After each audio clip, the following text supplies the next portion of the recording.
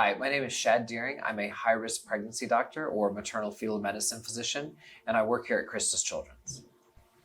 So a high-risk pregnancy, the definition is kind of variable. There are some conditions, such as if you have high blood pressure, or even if your age is 35 or older at the time you're going to deliver, that we consider that higher risk.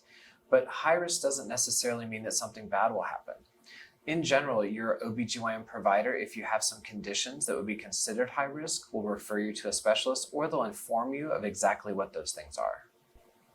Gestational diabetes is something in pregnancy where your blood sugars are higher than they should be. So similar to diabetes outside of pregnancy.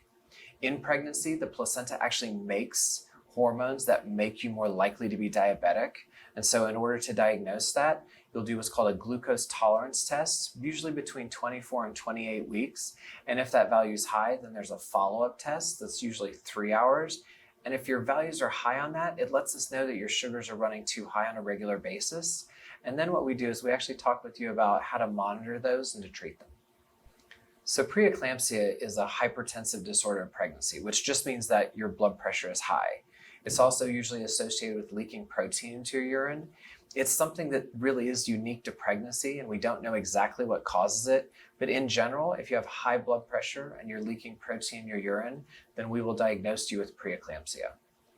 So if your provider determines that you have a high-risk pregnancy, a lot of times they'll refer you to a specialist. And what I'd recommend is do your homework, do your research, look at what your diagnosis is, and when you come in with some questions.